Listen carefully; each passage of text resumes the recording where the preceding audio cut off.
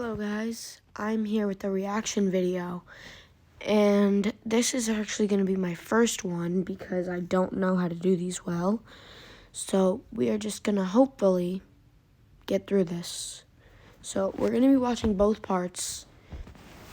I just watched these on TikTok because I don't really know these names. I know it's there, but I found it here first.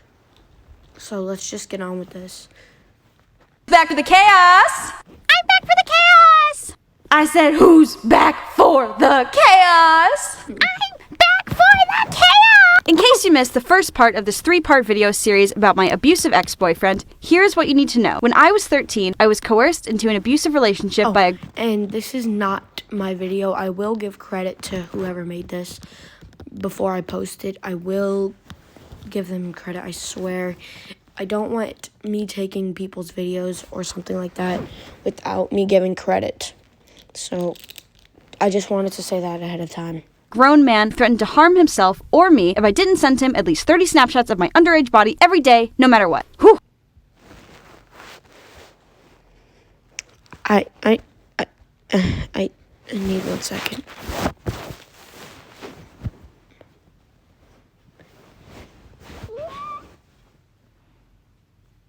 Why? It's horrible that the same thing happens to other people. It's just not right. Okay, let's just get on with it. That was a mouthful. Anyway, I left off in the last video explaining that this was only the beginning, because Harris pressured, manipulated, and threatened me into leaving all of my family in North Carolina and going to a college that he chose for me 30 minutes from his house in California. Hashtag relationship goals, am I right? Nope. Nope, I'm not.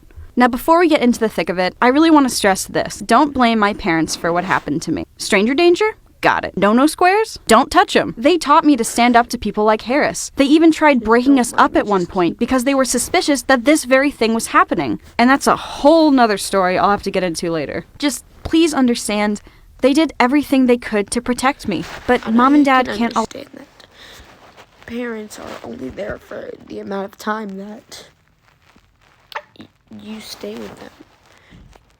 They can't help you if you're not there. But I can't understand this situation.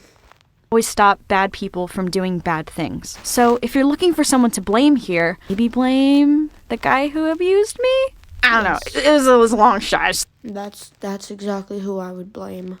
So I throw it out there. If you remember from last time, Harris told me to never tell my parents about our friendship. But as our relationship grew worse and worse, my gut was like, girl, this is whack. And y'all... That makes sense why. Instead of calling him my gut, I said a little person in my head. Like, a little person in my head would tell me not to do stuff, to do stuff. When things seem fishy, some things like that. When something doesn't feel right, listen to your gut. So, in an attempt to leave, I came clean to my parents about talking to Harris. But I was too afraid to talk about the abuse. I felt like I deserved it for not listening to them. A lot of people are gonna hate me for this, but I never told anybody about what happened to me. I'm trying to show the least amount of affection. Earlier, you know? So when I came clean, I was expecting, no, I was hoping, praying they'd take my phone away, throw my computer in a dumpster, and burn the Wi-Fi. Since Harris wasn't letting me go, I saw my parents as the only way out. Again, they tried breaking us up in the past, years prior. It probably should have worked like that.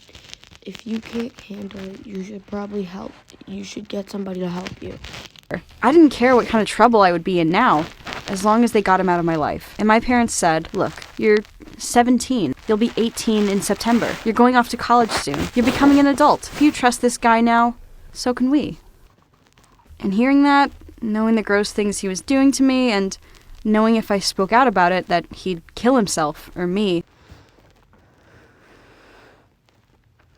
I'm trying to share something relatable, but I don't want to.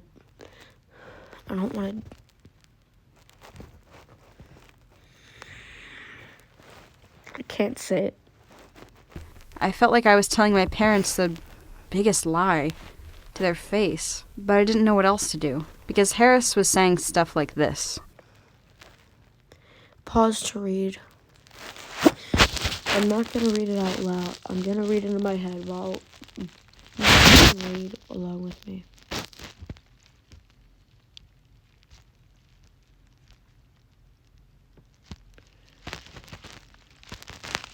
I'm assuming the deformed Toon Link is the toxic person.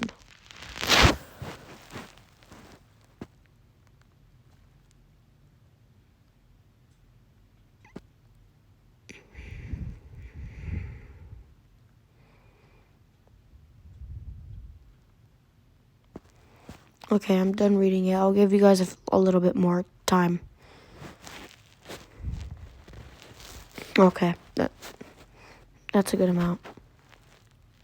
Oh, there's more. Again, giving you guys time to read.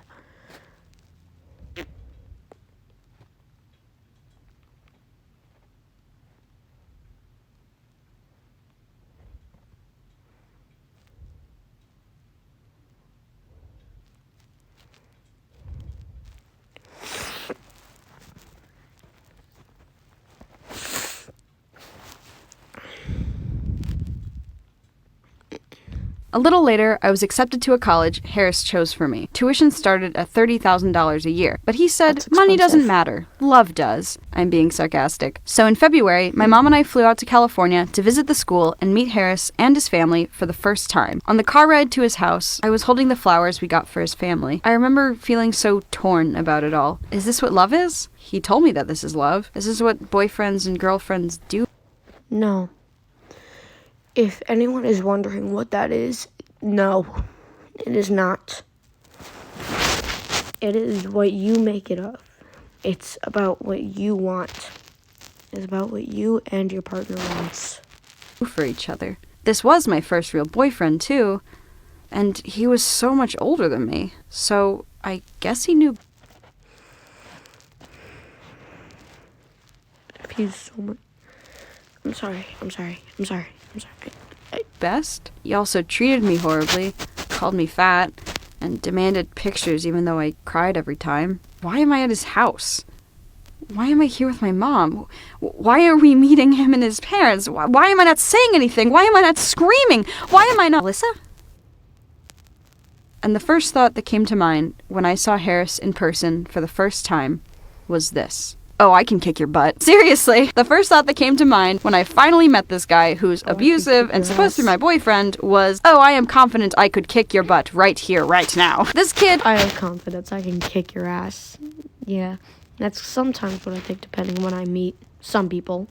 was thinner than a string bean, but the trucker had a BMI of 2, maybe. And look, I talk a lot of shit for someone who can barely hold a gallon of milk. But when you come into my life and make me feel body conscious, you better be buffing the Mr. Clean with that attitude. Up until now, I was afraid of Harris. But after seeing the weak little chicken leg he really was in person, I felt powerful. I felt confident. I felt reassured that I could handle his abuse. That if he did try to hit me, abuse me, or even kill me, I could defend myself. I felt at ease in our relationship. That's how you should feel. Where if you ever feel of being harmed in such a way, you should defend yourself, no matter who they are. Like, hell, they could be The Rock. They could be your father, whatever. I know some people actually go through that with their father figure. But that's not what I'm saying. All I'm saying is that you could defend yourself for some time, depending on who it is. No, I'm saying the opposite of what I mean.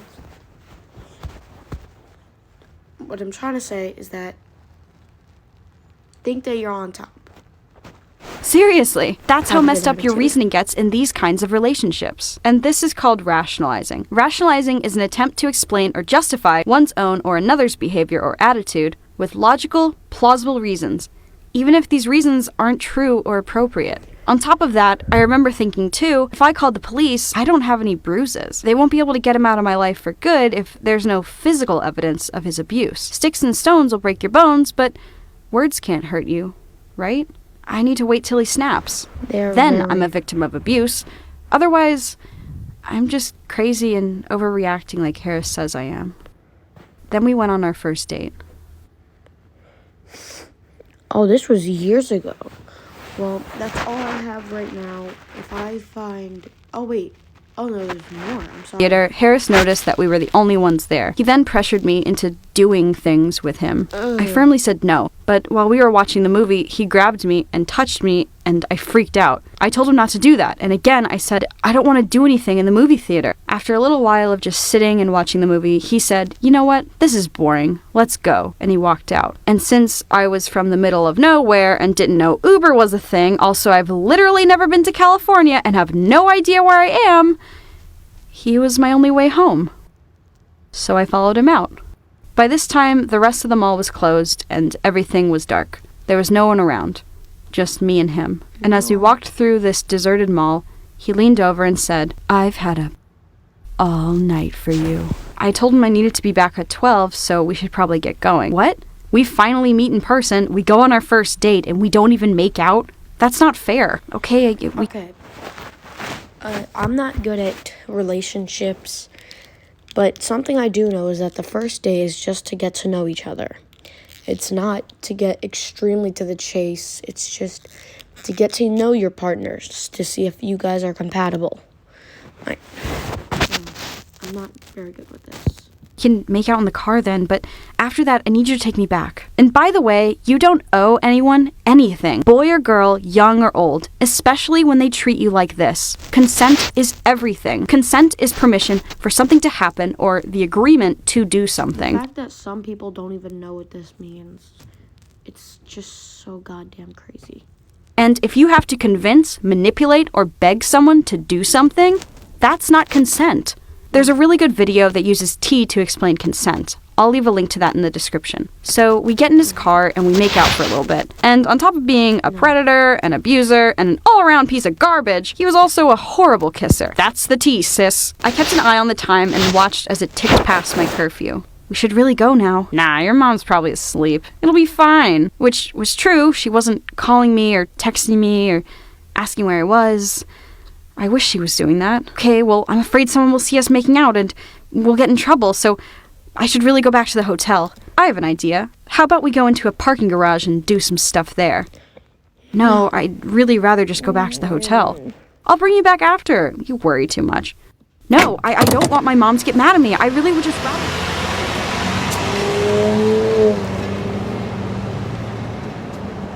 So,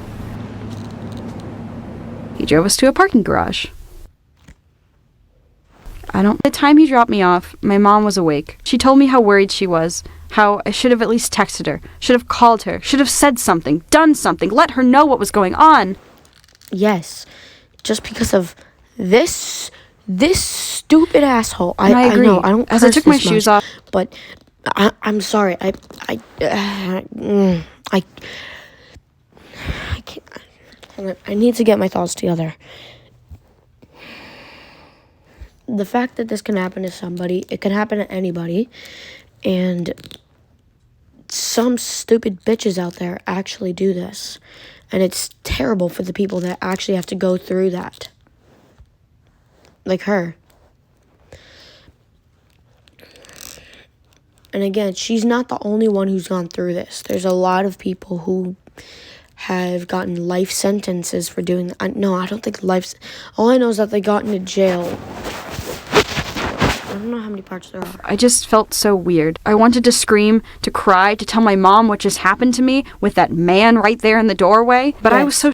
That stupid asshole. Shocked. I couldn't say anything.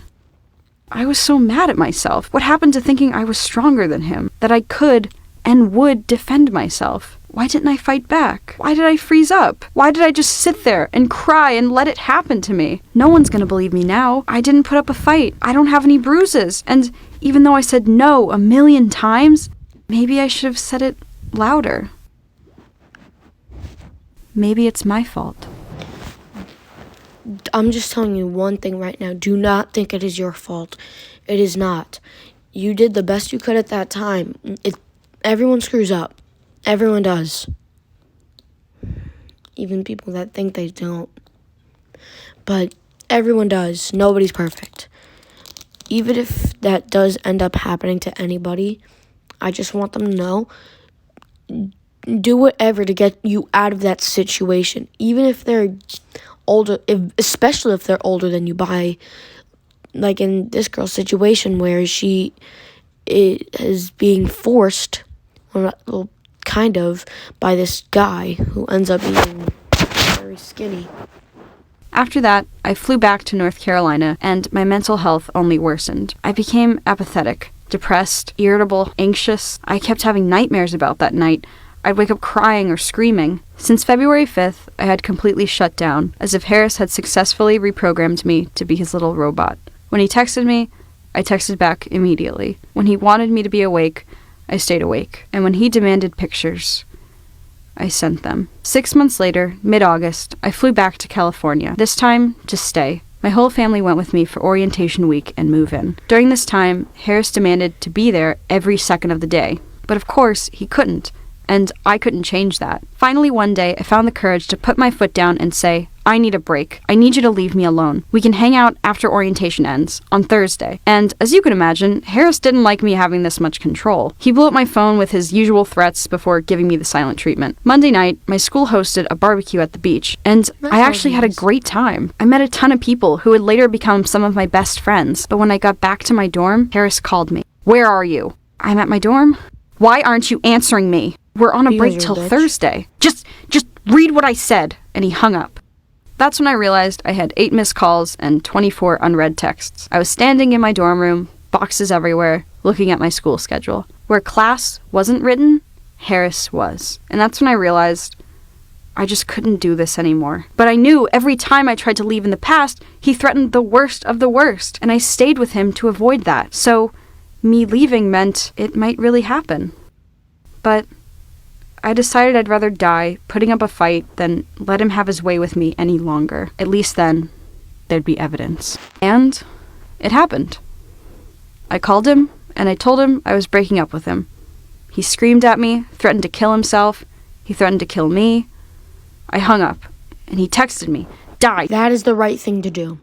In that situation, you just let them get all of their anger out. And once they've blown off a lot of steam, you could either tell them to shut the fuck up, or you could just hang up the call there. I would suggest just hang up the call there, because there's nothing they can do if you guys are across text or like across country or something, like in this situation. Die, die, die, die. I hope you die. You deserve to die. Then he went silent. I was used to this when I lived thousands of miles away from him, but now that he was 30 minutes north, he knew what college I was at, he knew where I was. I locked the door and called the police. I told the operator what was going on, and she told me to come down to the station to file a report and a restraining order, but that didn't happen. When I showed the officer my ID, he refused to believe a 17-year-old from North Carolina was attending a college up the street, and therefore refused to believe anything else I had to say. He refused me a restraining order. Some people do not actually believe this is happening, and people don't believe it's true, but they need to actually open up their eyes, because it does. It happens everywhere and to everybody. Refused to even investigate. He threw my license back at me and said, next time, leave the adult things to the adults. Okay, sweetheart, and if you go running back to your little boyfriend, don't call us. And look, I understand that might be hard to believe, but the fact is, this is what happens in these kinds of cases. Some cops are nice, some cops are helpful, and then some just don't see how fatal these situations can be. In 2016, about a year and a half after the parking garage incident, I learned the statute of limitations for what happened to me would be up soon. Statute of limitations refers to a statute prescribing a period of limitation for the bringing of certain kinds of legal action. So basically, if a crime is committed, depending on where you live, you have a certain amount of time to report it. And this is where people like me get a lot of backlash. There are a million reasons why it's so hard to seek justice, let alone even leave an abusive relationship. I mean, just look at what Harris would do. Some abusers actually go through with those threats. Some stalk you long after it happens, and I'm one of the lucky ones who's still alive to tell this story. And on top of that, some police just don't listen. You are very lucky for that. I know a lot of people have not survived because, sorry, don't mind that, because of them fulfilling their threats and actually end up, I think, with a death penalty or something around that. I don't know how many episodes there are. Listen to people like me. They refuse restraining orders. They refuse to even investigate. They refuse to listen. Why? You're overreacting. It's not that serious. Quit blowing things up out of proportion. And honestly, hearing those words from your abuser, and then from the people who are supposed to help you, it breaks you. It reaffirms does. what should never be said. And it happened. I was afraid to go back to the station after what that cop told me, but I also knew Okay, I this is the deserved last and needed episode, help. and then we're gonna And go. thankfully, a really nice officer who I would love to name, but I respect his privacy, helped me out. But we couldn't get a strong enough case. There was no way to press charges against him because we can't prove he sent those messages. He could easily say, yeah, that's my computer and my account, but my sister wrote that. You can't prove I typed that out and hit send, and he'd be right. The only way to fight this is through getting his confession, which we tried, but of course he refused and blocked my number. That's why charges were never filed. That's why I didn't get That's justice. good. And that's why So now he can he never- is still out there. That's why I avoid going certain places where I know he might be. That's why I keep tabs on his social media, because he started going places near my school and apartment. That's why it's hard for me to fall in love again. It's hard for me to trust people. It's hard for me to understand what relationships too. even are, or what their purpose is. But thankfully, I'm with much better people now. A month after leaving Harris, I dated a guy named Calvin. He was Good super for you. sweet. He never treated me anything like Harris did. He respected my boundaries, and he liked me just for me, baggage and all. We later broke up because we were better off as friends, and we still are. Hi, Calvin. A few months later, I caught up with a friend you guys might know, Chris Tanimato. At the time, he had just started working for It's Alex Clark. After some awkward nights, Chris and I ended up dating. And that's a really good story I can't wait to tell. I interned for a little bit for It's Alex Clark, and I learned how to do storytime animation on YouTube. I started posting videos in January 2018, and I gained a bit of traction. And from there, I made a bunch of really good online friends, and I met them at my first VidCon in 2018. Someone also stole my phone at VidCon, which had a really pathetic voicemail that Harris left me when I broke up with him. But since I can't retrieve it, here is a dramatic reenactment. Lissa, why won't you pick up? You need to call me back. Call me back. And here is his final Facebook message to me. Please talk to me. Please, I've done everything for you. I've changed before you. And you still do this. Please don't block me. Please.